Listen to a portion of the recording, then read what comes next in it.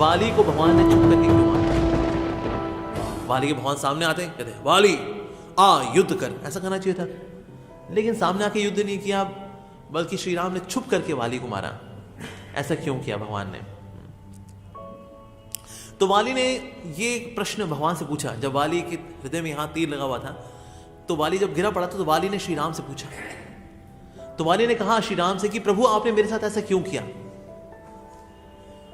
वैसे अगर कोई राजा होता है, कोई अगर व्यक्ति मारता है किसी को, तो हो सकता है मेरे शरीर की छाल लेकर के तपस्या करनी होती है आपको, लेकिन हिरण की छाल लेकर के फिर भी कोई तपस्या करे, शेर की छाल लेकर तपस्या करे, लेकिन बंदरों की छाल लेकर कौन तपस्या करता है? तो मेरी छाल, मेरी जो शरीर की छाल है, वो तो तपस्या करने के लिए भी नहीं है।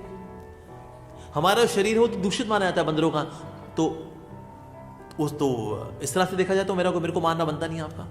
ना हम लोग का मीट, ना आपको, वैसे आप मीट नहीं खाते हो, लेकिन अगर किसी को मीट खिलाना भी हो तो भी बंदरों का मीट किसी को नहीं खिलाया जाता कि बंदर का मीट खा ले।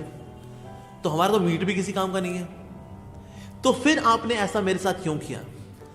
अगर आपको लड़ना था तो मुझसे लड़ते ना, सामने आके लड़ते, मेरे से युद्ध करते आपने ऐसा क्यों नहीं किया? आपने कायरता का काम क्यों किया? मुझको हालांकि पता था कि आप सुग्रीव की मदद करने के लिए आए हुए हैं, और मेरी पत्नी ने मेरे को मना भी किया कि आप मत जाओ। अगर सुग्रीव इस प्रकार से आपको आमंत्रित कर रहा है, अगर वो चुनौती दे रहा है, निश्चित रूप से उसकी मदद करने के लिए कोई है, और मुझे पता था कि आप वहां पर हैं। दशरथ का पुत्र राम मेरे साथ ये कार्य करेगा कि छुप करके मेरे को तीर मारेगा। आप मेरे सामने आते, मैं आपको यमपुरी या सूर्यलोक भेज देता, लेकिन आपने मुझसे युद्ध नहीं किया। आपने ऐसा क्यों किया?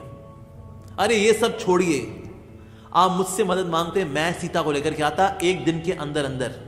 उस रावण को मैंने पूंछ में घुमा करके मैंने गायत्री की हुई है चारों ओशंस में। वो क्या है रावण? कुछ भी नहीं है, खिलौना है मेरे लिए, तो कुछ भी नहीं।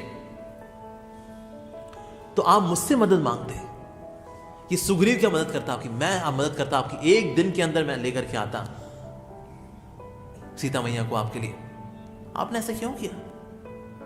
तो देखने में लगता है कितना लॉजिकल आर्गुमेंट है वाली का। तो वाली ने जिस प्रकार से श्री राम को चुनौती दी, लगता है वाली ने कितना लॉजिकल बात की, सारी की सारी ना, बड़ी लॉजिकल बात की। लेकिन वाल्मीकि रामायण में श्री राम बता रहे हैं किस प्रकार से उन्होंने जो किया वो कितना सही था। सबसे पहली बात तो श्री राम ने जो कही वाली को, वो ये थी कि तुम बात तो बड़े शिक्षकों की तरह कर रहे हो, एज इफ तुम्हें बड़ा ज्ञान है, लेकिन तुमने ज्ञान को कभी भी ना प्रामाणिक स्रोतों और प्रामाणिक शिक्षकों के अनुगत्य होकर के उनकी सेवा करके प्राप्त नहीं किया, सिर्फ अपने मनोधर्म से प्राप्त किया है। इसलिए तुम्हारे ज्ञान में दोष है। और क्या दोष है, उसके बाद फिर श्री राम ने बताना शुरू किया। फिर श्री राम ने कहा पहला दोष तुम्हारा यह है कि तुमने सुग्रीव की पत्नी का हरण किया, उसका फिर भोग करने का भी तुमने प्रयास किया। और 6 प्रकार की आतताइयों में एक ये भी आतताई होता है कि जो पर स्त्री है उनका भोग करने का अगर प्रयास करता है अगर, तो ऐसे व्यक्ति को मृत्यु दंड दिया जा सकता है। और क्योंकि तुम एक कामुक व्यक्ति हो, और ऐसा कामुक व्यक्ति जिसने कि सुग्रीव उनकी पत्नी के साथ उनका हरण करके उसका दुर्व्यवहार किया, इसलिए तुम्हारे साथ ये जो हुआ इसमें कोई गलती नहीं है। दूसरी बात, तुम एक वानर हो और मैं एक क्षत्रिय हूं। इस समय सूर्यवंश जो है पूरी पृथ्वी पे साम्राज्य हमारा ही है। अगर कोई भी व्यक्ति अनुचित कार्य करता है, उनको दंड देना ये हमारा कर्तव्य है, और तुमने गलत कार्य किया, इससे तुमको दंड देना हमारा कर्तव्य है, और हमने अपने कर्तव्य का निर्वहन किया। दूसरा, तुम एक पशु हो। क्षत्रियों को पशुओं का शिकार करना अलाउड होता है, बाकियों को अलाउड नहीं होता है। इसलिए अलाउड नहीं होता कि वो मनोरंजन करें कि चलो मैं किसी खरगोश को मार दूं, किसी मासूम जानवर को मार दूं, इसलिए नहीं। लेकिन क्षत्रिय जो है अपने बाहुबल को बनाए रखने के लिए कभी कभी जानवरों के साथ हिंसा करते हैं, जैसे कभी शेर के साथ लड़ेंगे, कभी हाथी के साथ लड़ेंगे, तो इससे अपने आप को वो बलिष्ठ बना के रखते हैं। तो क्षत्रियों को अलाउ होता है कि वो जानवरों के साथ हाथापाई कर सकते हैं अपने आप को बनाए रखने के लिए। तो क्योंकि तुम एक पशु हो और क्षत्रियों को ये अलाउ होता है कि पशुओं का शिकार करें, तो इसीलिए अगर मैंने ऐसा किया तो भी इसके अंदर कोई खराबी नहीं है। बाकी तुमने कहा कि मैं तुमसे सीता के लिए हेल्प मांगता। तुमने खुद किसी की पत्नी का हरण किया हुआ है, और मैं तुमसे आके बोलूं मेरी पत्नी का हरण किसी ने किया हुआ, तुम मेरी मदद कर देगी, तो श्री राम का बड़ा डबल स्टैंडर्ड हो जाएगा कि मदद मांगने के लिए ये स्त्री की अपहरणकर्ता की भी मदद ले सकते हैं ताकि इनकी स्त्री बस वापस मिल जाए।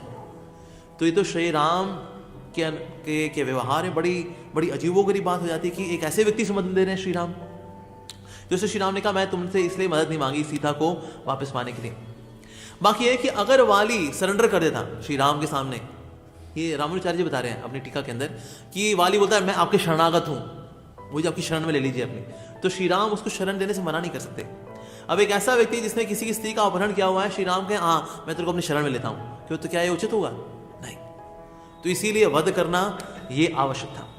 दूसरी बात थी कि ना, एक और बात जो है वो ये है कि इंद्र का आशीर्वाद मिला था वाली को कि सामने वाले ओपोनेंट की आदि शक्ति उसके अंदर आ जाएगी। लेकिन वाली वैसे बहुत शक्तिशाली था, साथ ही सामने वाले की आदि शक्ति और आ जाए वाली के अंदर, वेरी पावरफुल। लेकिन यह वरदान भगवान पे लागू नहीं होता। भगवान में कितनी शक्ति है? अनंत।